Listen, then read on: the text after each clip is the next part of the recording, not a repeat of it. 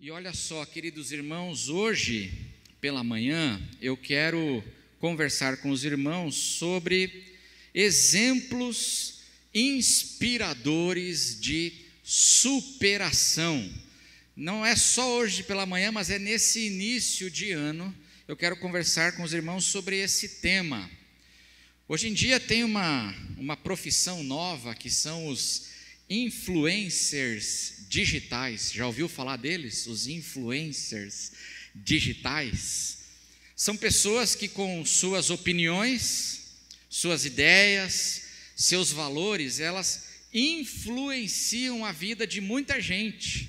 Tem muitos seguidores nas redes sociais, no YouTube, no canal do YouTube. Muitos, são centenas, são milhares de seguidores. E eles influenciam essas pessoas, eles fazem a cabeça das pessoas com os seus valores e suas ideias. E essa é uma questão muito importante, porque essa influência, ela pode ser boa ou pode ser ruim na minha vida. Amém, irmãos? A gente tem que prestar muita atenção as pessoas que nós deixamos e nós escolhemos para nos influenciar. Isso é uma decisão muito importante da nossa vida, e especialmente assim num início de ano. Quem são as pessoas que vão fazer minha cabeça? Porque a influência das pessoas, ela pode ser boa ou pode ser muito ruim. Então, eu quero nesse início de ano falar um pouquinho aqui sobre a vida aqui de alguns influencers bíblicos. E eu espero que esses homens, esses personagens aqui, eles não estão no canal do YouTube, eles estão no canal do YouBible, né? Ou do, sei lá, né? Mas está aqui, né? São pessoas que têm muito a nos ensinar. E eu queria conversar sobre a vida dessas pessoas, alguns desses personagens, nesse início de ano. E eu quero hoje começar olhando para um dos personagens bíblicos que é o meu favorito. Quero começar o ano olhando para ele, que é José do Egito. Eu e a minha esposa, esse aqui é um dos personagens assim, que a gente mais gosta em toda a Escritura. José do Egito. Porque ele é um personagem fascinante. Quem conhece um pouquinho da história de José do Egito, levanta a mão aí. Amém? Ele é muito conhecido. É nosso amigo, né? Nosso vizinho aqui do lado, né? José do Egito. Um homem fascinante. Vale a pena conhecer esse homem. Vale a pena entrar no canal do YouTube dele e ouvir o que ele tem para dizer. Vale a pena. Ser influenciado. A importância de José, e uma das coisas que se destacam na vida de José, é que José foi um filho de Deus, que serviu a Deus no mundo, porque ele passou a maior parte da sua vida no Egito, e a hermenêutica bíblica, ela vê o Egito como um símbolo, ou uma analogia do mundo, o Egito. E José foi um filho de Deus que viveu no mundo, ele se relacionou, e ele conviveu com pessoas do mundo. Ele fez a sua carreira no ambiente secular, sua carreira profissional.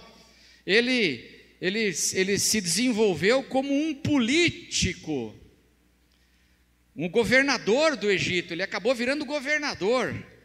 Ele viveu na política do mundo. Então ele serviu a Deus no mundo, porque tem muitos líderes inspiradores na Bíblia, que eles foram líderes do povo de Deus, mas José não. José, ele fez sua carreira de liderança, liderando no mundo secular. E ele prosperou no mundo. Ele foi um homem próspero. Ele foi um homem muito frutífero no mundo, para Deus, servindo a Deus no meio da sociedade secular. E o que se destaca na vida desse homem é que ele foi próspero no mundo e ele serviu a Deus no mundo, e no meio do mundo ele manteve a sua fé.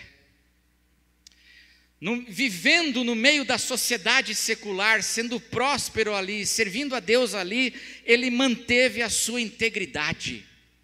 É isso que se destaca na vida dele. Ele manteve o seu caráter, a sua fidelidade a Deus. Ele manteve o seu testemunho. Isso é importantíssimo, porque as pessoas do mundo, a Bíblia diz que as pessoas do mundo olhavam para ele e diziam assim: esse sujeito tem o Espírito de Deus nele. Não é impressionante?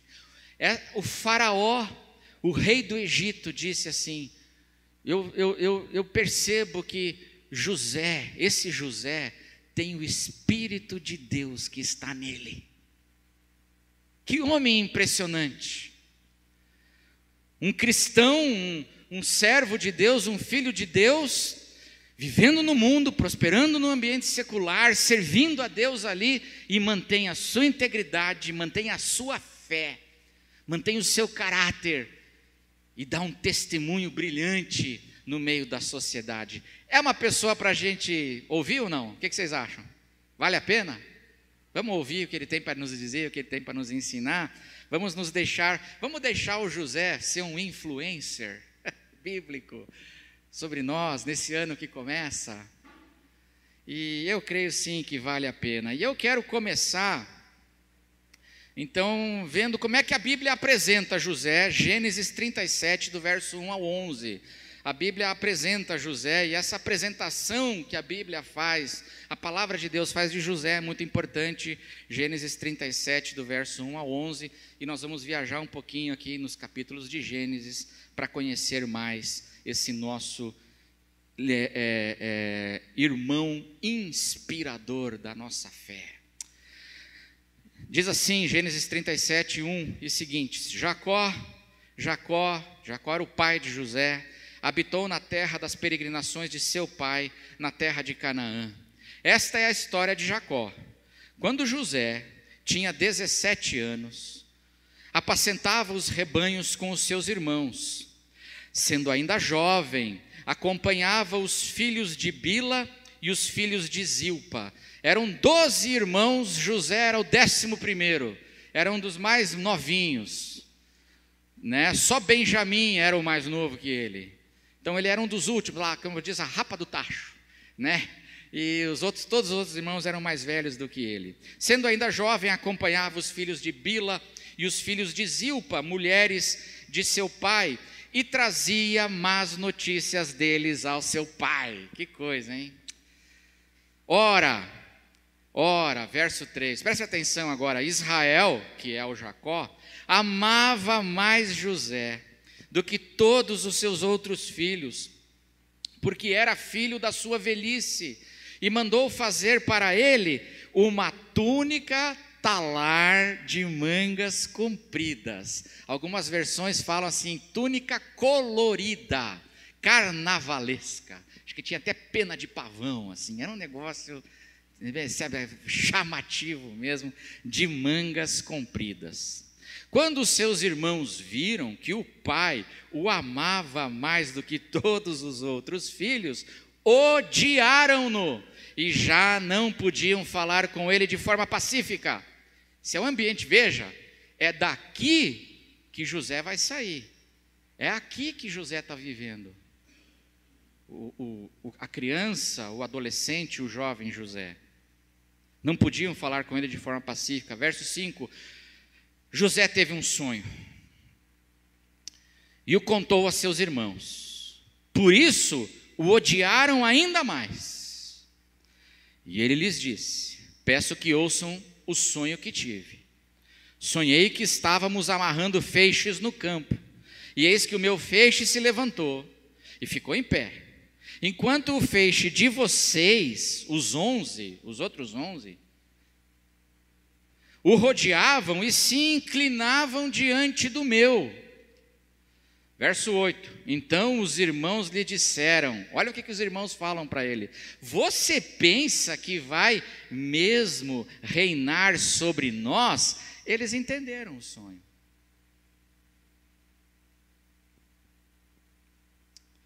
Pensa que realmente dominará sobre nós? E com isso o odiavam ainda mais por causa dos seus sonhos e de suas palavras.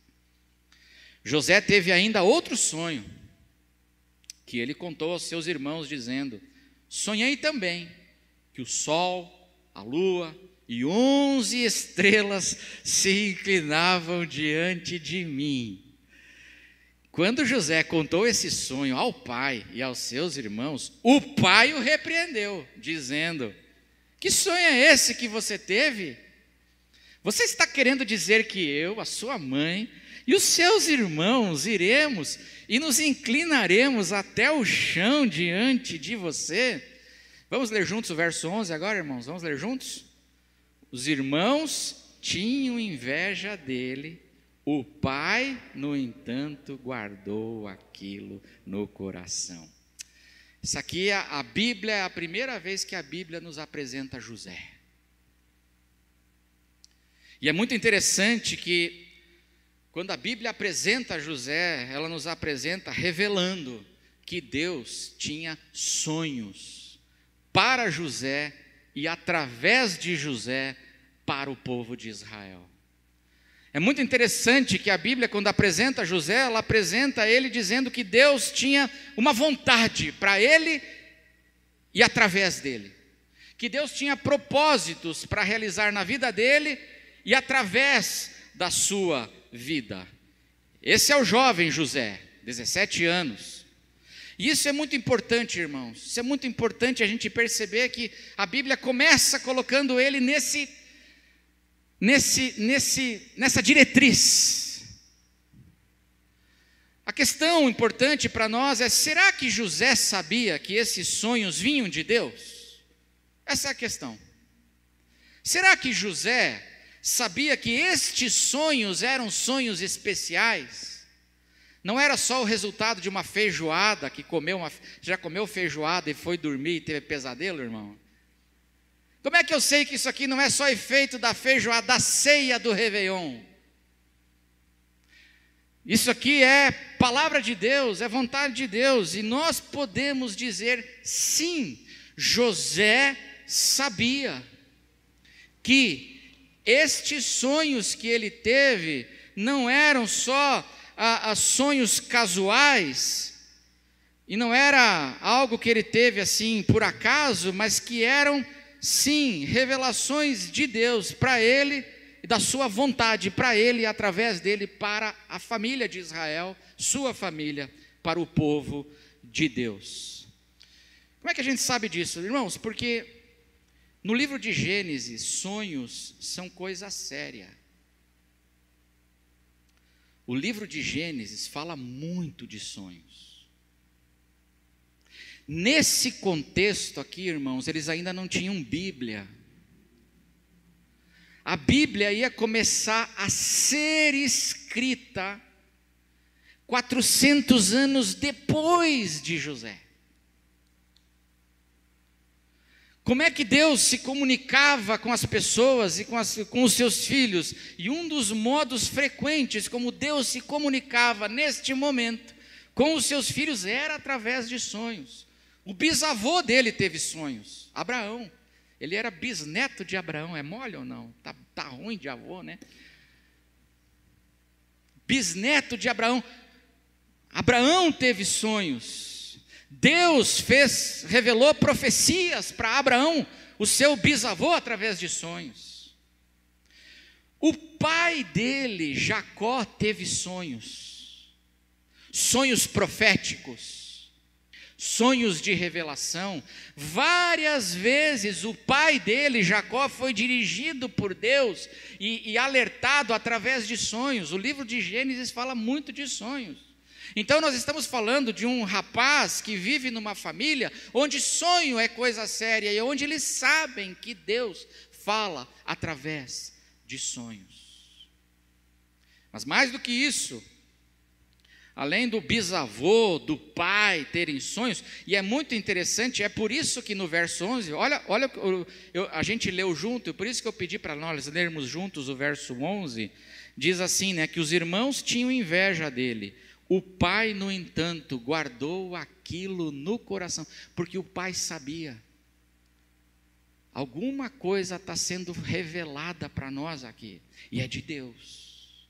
Os irmãos entenderam o sonho e se revoltaram, ficaram com inveja, mas eles entenderam, eles sabiam que ali estava acontecendo alguma palavra diferente, alguma coisa diferente. Com certeza José não tinha a clareza do que significavam esses sonhos, mas ele sabia que isso não era algo meramente casual, não era um pesadelo, um sonho comum, mas era algo que vinha de Deus. Especialmente porque quando mais tarde José vai revelar o que significavam os sonhos do faraó, lembra os sonhos do faraó no Egito depois, mais para frente?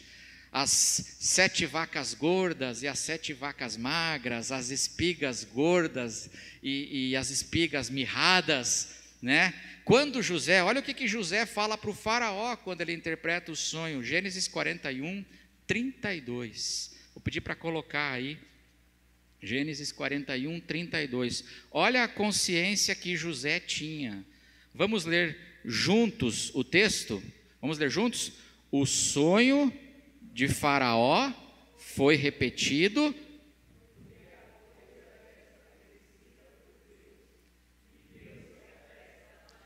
O sonho foi repetido porque a coisa é estabelecida por Deus. E José teve quantos sonhos? 2. O sonho é repetido. José sabia que isso ali vinha de Deus. E por que isso é importante, irmãos? Porque essa é a grande marca de José. José, conquanto não tivesse clareza ainda, vai demorar 20 anos para ele entender o sonho dele. Os sonhos dele. Vai demorar ainda 20 anos. Mas ele foi um homem que foi fiel à vontade de Deus durante toda a sua vida, vivendo no ambiente secular, prosperando lá no ambiente secular, servindo a Deus no mundo e no ambiente secular. Ele se manteve fiel a isso que ele sabia, que Deus tem um propósito para a minha vida, conquanto eu não tenha detalhes e não saiba, não tenha a clareza do que significa, mas eu sei que Deus tem um chamado para mim, Deus tem propósitos para mim, e para minha família, e para o meu povo, Israel, eu sei. E José, durante toda a sua vida, ele foi um homem que manteve essa sua fidelidade a essa vocação de Deus, vivendo aonde, irmãos? No mundo, lá no meio da sociedade secular, vivendo e trabalhando lá, ele se manteve fiel a Deus. É um homem impressionante ou não? É um homem impressionante. E por isso que vale a pena a gente se inspirar nessa biografia e deixar com que ele nos inspire também a nós nos superarmos na nossa vida. José se manteve fiel. Agora, não pense que foi fácil. Não pense que foi fácil ele manter a sua fidelidade, a sua integridade, o seu caráter e o seu testemunho no mundo. E o seu chamado, a sua vocação no mundo, não pense que foi fácil, porque muitas foram as lutas. José manteve sua fidelidade apesar de passar por imensas lutas e provações, porque às vezes a gente tem uma ideia errada, falsa, de que os heróis da Bíblia, eles não passaram pelos problemas que a gente passa, por isso que eles, eles foram assim, e Deus estava mais perto deles do que está da gente, e a gente tem essa ideia falsa. Então para eles assim foi mais fácil se manter fiel, é que ele não vive em 2022 agora, no Brasil, numa pandemia, em ano de Copa e de eleição. Mas isso é falso. E o que eu quero destacar nessa nossa viagem para conhecer esse homem é que A palavra de Deus revela que ele manteve a sua fidelidade, a sua integridade, apesar de passar por pelo menos 6 grandes provações. 6 provações esmagadoras. E ele se manteve. Por isso que ele é um exemplo que inspira a gente na superação. E pode nos inspirar. Eu não vou ver as 6 hoje. Agora de manhã eu só quero ver uma. E hoje à noite nós vamos continuar e nós vamos ver quantas der à noite. Se der para ver 5, a gente vai ver. Mas o que José teve? Ele se manteve fiel em meio ao quê? Apesar do quê? Que lutas? E a primeira grande provação foi que José manteve sua fidelidade, apesar de ter crescido numa família muito disfuncional. Amém, irmãos? José cresceu, ele nasceu e ele cresceu numa família, a gente podia fazer uma analogia assim, era uma família cristã, amém? Era uma família cristã, era povo de Deus, era gente escolhida por Deus, mas irmãos, uma família cristã ruim demais. José cresceu numa família cristã problemática. Ele não teve vantagem no começo. Ele se tornou o grande homem que ele se tornou, mas ele não teve vantagem, ele não nasceu assim num ambiente favorável para ele ser José. Todo o ambiente onde ele cresceu e nasceu, ele nasceu e cresceu e se desenvolveu, todo o ambiente era problemático. E José, a gente tem que entender que José tinha tudo, mas tudo, para se tornar um jovem complicado, revoltado, incrédulo, amargurado, torcedor do Timão. Não, eu torço para o Timão, por isso que eu posso zoar, irmãos. Se eu falasse Palmeiras, não, né? Ele tinha tudo para crescer. Ele tinha tudo para se tornar um jovem problemático. O ambiente dele, meus irmãos, não era favorável para ele se tornar um homem de fé e de caráter, não era. Os exemplos que ele tinha em casa, na sua família cristã, não eram cristãos, não eram bons os exemplos. Todo mundo falava de Deus naquela casa, o pai dele era um escolhido de Deus, Deus tinha uma aliança com Jacó, com Israel. Mas pensa num sujeitinho complicado aquele Jacó. O nome dele já diz tudo, enganador. Eu acho assim que muita gente, se tivesse nascido no lugar onde José nasceu, muita gente ia ter que passar anos fazendo terapia no psicólogo, para tentar consertar a cabeça, porque era um ambiente desfavorável. Irmãos, tem 2 coisas que podem assim afetar negativamente a vida de uma criança. 2 coisas que podem assim afetar muito negativamente a vida de uma criança e marcar ela negativamente para o resto da vida: ser mimado e ser desvalorizado. Mima uma criança, mima. O que acontece com ela? Vai mimando, vai dando tudo que ela quer, fazendo tudo que ela quer, não disciplina, não, vai fazendo tudo que ela quer, e ela vai virar um problema.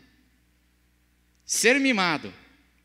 Uma outra coisa que pode ter uma influência negativa na vida de uma criança é ser desprezado, é ser rejeitado, desvalorizado. Crianças que sofrem com a rejeição na família também adquirem muitas dificuldades ao longo da vida.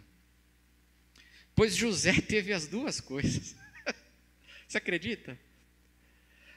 Em relação ao pai dele, primeiro, o pai dele não era muito sábio. Jacó não era um homem muito sábio. Mas Jacó não era um homem assim que você possa dizer assim: nossa, esse sujeito tem caráter, hein? Não dá.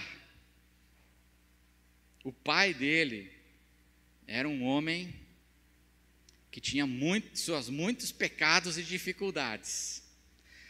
O pai dele, diz a Bíblia, que ele tinha um favoritismo extremo por José. O pai dele mimava ele. O texto que nós lemos aí na apresentação de José fala isso, né?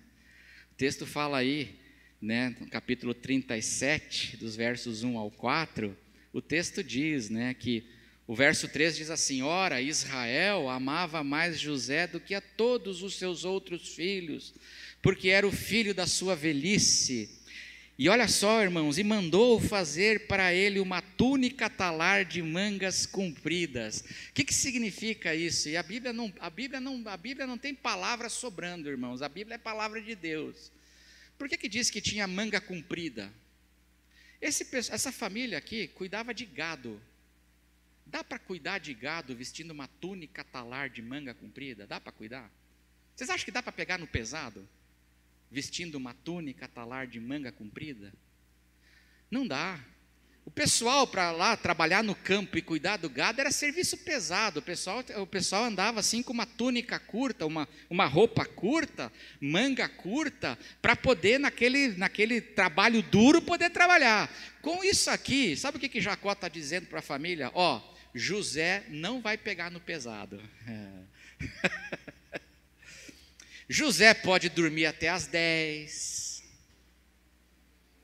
José não vai pegar no pesado.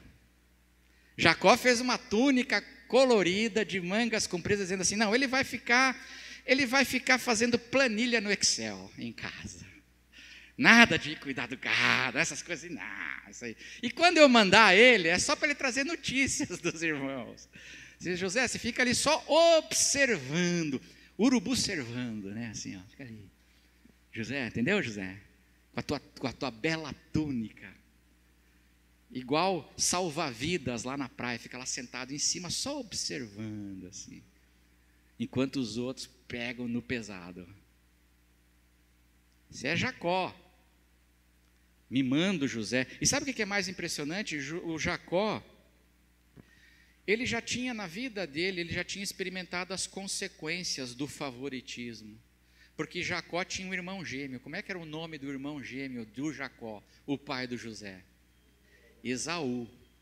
E diz lá a palavra de Deus, né, em Gênesis, no capítulo 25, diz que o Isaac amava mais Esaú. E a Rebeca, que é a mãe do Jacó, amava mais o Jacó. Olha que família legal para você crescer, irmãos. O avô e a avó tinham um conflito sério ali. Tinham favoritismo por filhos. Aí, a Bíblia fala que a mãe do Jacó, a avó do José, se juntou com Jacó para engabelar o marido e o irmão dele. É uma família boa. Tenta imaginar a ceia de Natal dessa família, irmãos. Você consegue imaginar? Como devia ser um lugar legal para a gente fazer a ceia de Natal. Gente, uma confusão. E era mentira, e eram segredos. Que já vinham lá desde o avô. Passou para o pai. Aí passa para eles. Os filhos deles, irmãos. Os irmãos do José. Pensa num pessoal que assim, que tinha um déficit de integridade absurdo. Complicado, gente grossa, gente complicada, mentirosos. Olha só, eles venderam o José para o Egito e falaram para o pai que foi um bicho que pegou José. E eles mentiram para o pai. E eles sustentaram a mentira por 20 anos. É um pessoal complicado ou não? É uma família cheia de segredos, cheia de complicação, cheia de não sei o quê. E aí esse pessoal senta na ceia. Você consegue imaginar a confusão na ceia de Natal dessa galera aqui? Fofocaiada, um falando mal do outro. Eles eram 12 filhos de 4 mulheres diferentes. O Jacó teve 4 mulheres diferentes. Uma que ele amava, uma que ele aguentava, ele suportava, e 2 que ele não estava nem aí, que eram as concubinas. Você acha que isso afetou a vida dos filhos ou não? Eu sou filho da última da fila. Muita inveja, muita coisa acontecendo dentro daquela família. Os irmãos de José, eles tinham um nível de integridade muito, muito baixo. Olha o que diz o verso 4 do texto que nós lemos, Gênesis 37, 4. Olha só que interessante. Quando seus irmãos viram que o pai o amava mais do que todos os outros filhos, odiaram-no e já não podiam falar com ele de forma pacífica. Sublinhe essa frase, eles já não podiam, eles não conseguiam falar com José de forma pacífica. Era uma casa onde o normal era a grosseria, a estupidez. Sabe como é que eles falavam com José? José, onde é que você colocou o controle da TV, seu imbecil? Está escrito aqui, eles não podiam falar com José de modo pacífico. Vamos começar a ceia? Não, o José está tomando banho, por aquele idiota.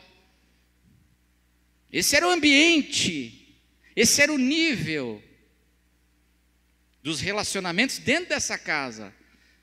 Eles, quando falavam com José, era chamando de estúpido para baixo, seu idiota, seu burro, seu não sei o quê. E assim ia. É o que está escrito aqui. E aí, nós chegamos no ponto em que, dentro desse ambiente, os irmãos chegam então agora à violência contra o seu irmão, à traição mesmo, à violência, e chega o ponto em que eles vendem José como escravo para o Egito. Eles primeiro ficam na dúvida. Os irmãos, olha só o nível do conflito dentro dessa família, irmãos, era esse ponto. Eles estavam decidindo entre matar José e vender José. A gente mata ou a gente vende? Aí o Judá, é muito importante entender que o irmão que toma a liderança nessa maldade chama-se Judá, e que assume a liderança, e eles ficam ali entre mata ou vende. Oi, Silvio Santos, né? Mata, vende, escolha, ligue, faça a sua escolha, a gente mata ou a gente vende? E ficou ali. Aí o Judá falou assim: a gente vai ter lucro se a gente vender, matar? Não, vamos vender, pelo menos a gente ganha uma grana. Esse é o nível dos caras que a Bíblia está falando aqui.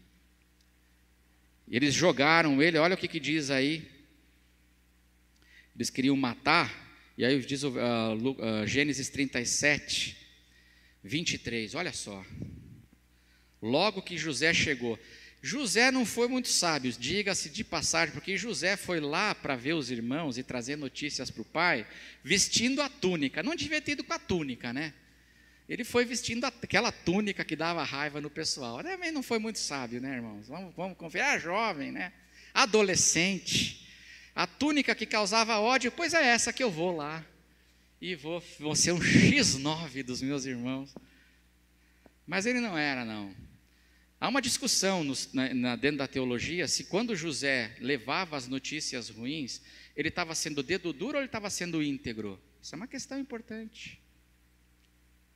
Tem gente que acha que ele era dedo duro, mas ele estava sendo dedo duro ou íntegro? Se você trabalha numa empresa, na empresa do teu pai, igual ele, e teus irmãos estão roubando o teu pai, você fala ou fica quieto? Você vê que estão roubando o teu pai. E aí? Difícil, né, irmãos? Esse era o dilema. Pois a Bíblia fala que José falava mesmo. Não estava dele, ele entregava todo mundo. No meu turno não. No meu turno não vai ter propina. Aleluia. Precisava mais gente assim em Brasília, né? Aí verso 23, logo que José chegou vestindo a sua túnica belíssima, né? a seus irmãos, despiram-no da túnica. A primeira coisa, olha como isso magoava eles. A primeira coisa que eles fazem, eles arrancam a túnica dele, a túnica talar de mangas compridas que trazia, e o jogaram na cisterna. Veja que eles não baixaram ele na cisterna, eles jogaram José no buraco, eles arremessaram José no buraco. Eles estavam com raiva, muito magoados. A cisterna estava vazia, sem água. E mais para frente, o livro de Gênesis diz que quando José, aconteceu isso com ele, ele foi jogado na cisterna. Lá mais para frente fala que José clamava por compaixão, ele clamava aos irmãos, com lágrimas: tenha misericórdia de mim. Mas olha o que diz, o que eles foram fazer? Eles jogaram o irmão na cisterna, verso 25, depois sentaram-se para fazer a ceia de Natal. Muito louco isso, né? Sentaram para comer. E o irmão gritando no buraco. Olha o nível do desprezo e da raiva. E aí eles levantaram os olhos e viram a caravana. Verso 26. Então Judá disse aos irmãos, e é muito importante a gente destacar que quem está protagonizando aqui toda essa perversidade é o Judá. É o Judá. E logo na sequência, a gente está em Gênesis 37, qual é o título aí na sua Bíblia de Gênesis 38? Nós estamos em Gênesis 37, está nos apresentando José e como é que José, então, dentro dessa família, foi parar no Egito, vendido como escravo. Eles venderam ele por 20 moedas de prata. Um escravo, naquela época, valia 30 moedas de prata, ou seja, foi para liquidação, para ir logo. Eles queriam se livrar logo do José, não venderam nem por 30 moedas, venderam por 20, assim, é pegar ou largar. Os ismaelitas pegaram e levaram para o Egito.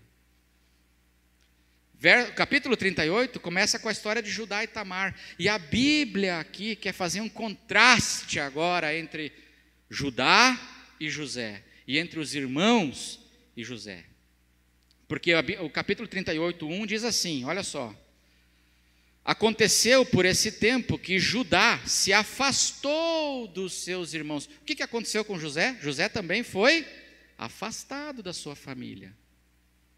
Agora, Judá se afastou dos seus irmãos e se hospedou na casa de um adulamita chamado Ira. E o capítulo 38 mostra como Judá era um homem a integridade dele era muito baixa. E a intenção da Bíblia aqui, uma delas, além de falar da linhagem do Messias, que vai aparecer lá na frente, mas é mostrar como eles eram sem nenhuma integridade. E José, capítulo 39, agora também está numa terra distante, também está no estrangeiro, mas José manteve-se o que, irmãos? Íntegro. Judá, promíscuo, sem integridade, vivendo longe no mundo secular, sem integridade. José, vivendo no Egito, servindo a Deus ali, manteve sua integridade, o seu caráter, a sua fé no meio daquelas situações. E aí eu encerro essa mensagem, porque nós vamos continuar à noite, mas eu queria, irmãos, destacar que a grande marca da vida de José é essa sua integridade, a sua fidelidade, que ele preservou estando no mundo, apesar de passar por provações. José, meus irmãos, ele não nasceu num ambiente fácil.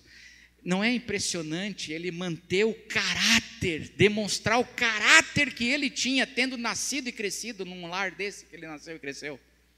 Quanta gente já teria se revoltado, quanta gente já teria tomado o caminho da malandragem. Meu pai é malandro, meus irmãos são tudo mentirosos mesmo, aqui eu não aprendi, aqui não tem modelo de caráter para a minha vida, e poderia ter tomado também o caminho dessa malandragem, dessa falta de caráter na vida, mas não é o que acontece com José. E quando Judá vai como José, para uma terra distante, Judá se perverte totalmente lá.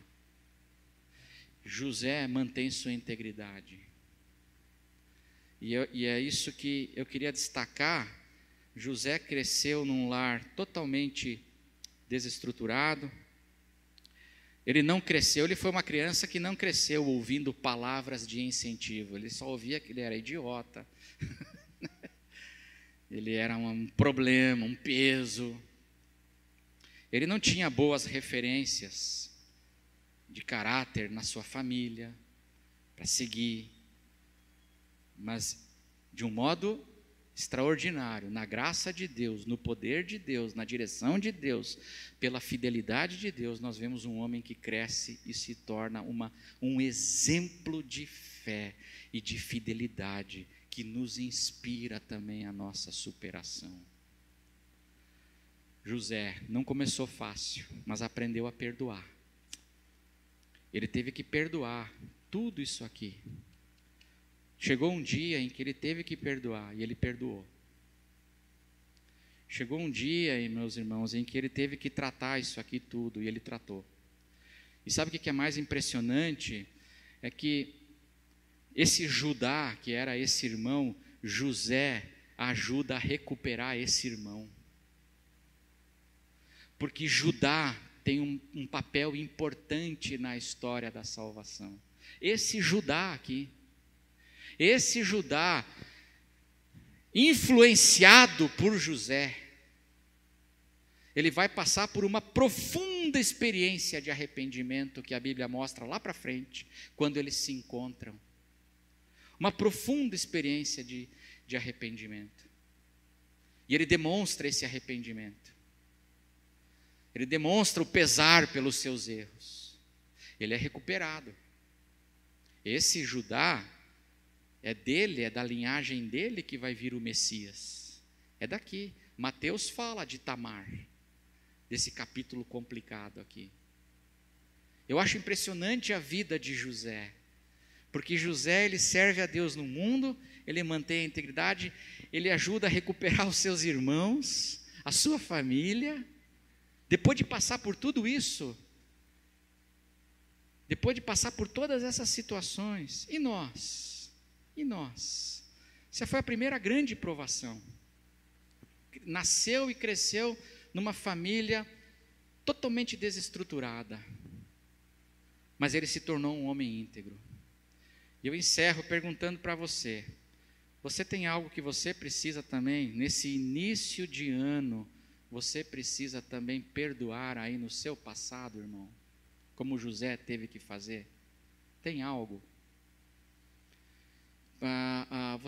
Você tem algo aí que você hoje percebe assim no teu passado que te amargurou, no teu passado que revoltou você, que é motivo para você assim às vezes andar no mundo revoltado, que você se revoltar com o Deus que te chamou, com o Deus dos nossos pais? Você se revoltou com Deus. Você tem algo aí no passado, na história, que fizeram isso com você. Se inspire em José. E nesse início de ano, diga: eu vou perdoar. Eu vou perdoar meu pai, vou perdoar minha família, eu vou perdoar o que aconteceu. Eu estou perdoando. Eu não vou mais deixar isso aí determinar a minha vida. Eu quero honrar a Deus, ser fiel ao meu chamado, porque eu sei que Deus tem algo para mim. Eu sei que Deus tem algo para mim. E eu vou voltar para os caminhos de Deus, seguindo o exemplo desse jovem, que tinha todos os motivos, todos, para ser um homem malvado, um homem amargurado, um homem revoltado, um homem reclamão, murmurador, todos os motivos. Mas superou isso e manteve-se fiel, porque ele sabia que Deus tem algo para a minha vida. Amém, irmãos? Hoje à noite, se Deus quiser, a gente vai continuar vendo mais vários obstáculos que ele teve que superar para se manter fiel. Venha para cá, se você puder, se Deus quiser. Nós queremos continuar inspirando a nossa vida para esse ano que começa. inspirando a nossa vida nesses personagens. Vamos orar? Quero convidar os irmãos do louvor para virem para cá. Eu vou colocar a minha máscara.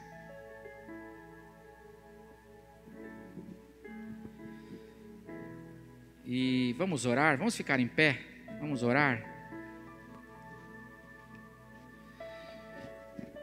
Que a integridade de José nos inspire. Fecha os teus olhos. Abra teu coração para o Senhor. Não sei o que aconteceu no teu passado. Dentro da família de Deus, às vezes aconteceu na igreja. Tem gente revoltada, porque a igreja em que viveu era igual a casa de José.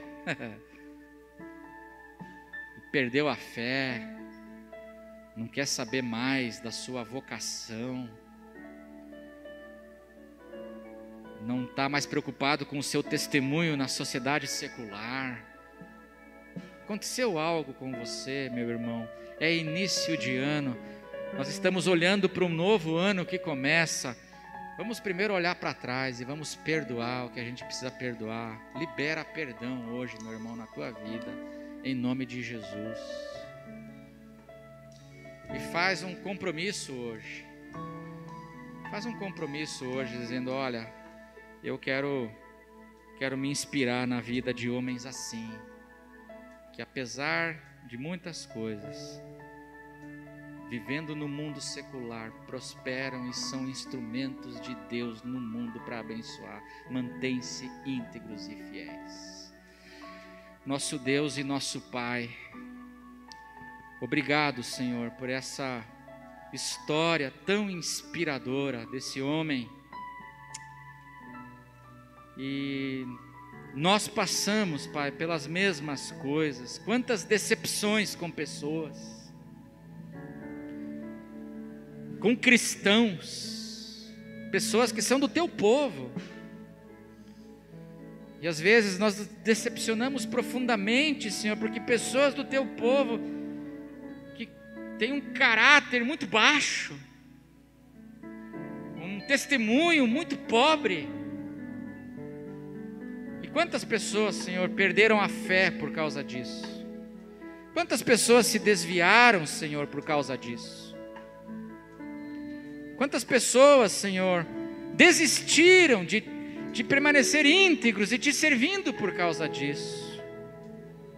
E se há gente assim aqui nos ouvindo, que hoje a palavra do Senhor traga cura, hoje traga restauração, hoje traga um retomar do andar contigo, inspirados, Pai, na vida desse grande homem do Senhor, que nos ensina a permanecermos perseverantes e fiéis apesar de tudo. Ó Senhor, cura os decepcionados. Que o Teu Espírito hoje, Senhor, promova o lavar regenerador no coração de muita gente. Que possamos começar no 2022 tendo nosso coração lavado, Senhor. E com esse compromisso de permanecermos íntegros e fiéis, Senhor, vivendo no meio do mundo, dando o nosso testemunho para todos de que o Senhor é conosco, que o Teu Espírito está sobre nós. Abençoa a cada irmão, cada amigo, abençoa, Senhor, nesse início de ano, que nós, como igreja, a nossa igreja, os nossos queridos irmãos, cada um de nós, que nesse ano de 2022, Senhor, possamos completar a carreira, como o apóstolo Paulo, possamos chegar no final do ano dizendo: completei a carreira, guardei a fé. Não porque nós somos alguma coisa, mas porque o Senhor é maravilhoso, e esse é o testemunho de José. Ó Senhor, nos dê a graça de sermos curados e a graça de sermos fiéis ao Senhor, à Tua vontade e ao Teu chamado nesse ano de 2022. E que a graça do Senhor Jesus, que o amor de Deus o Pai, que a cura que o lavar regenerador do Espírito Santo esteja sobre cada um de vós, desde agora e para sempre, em nome de Jesus.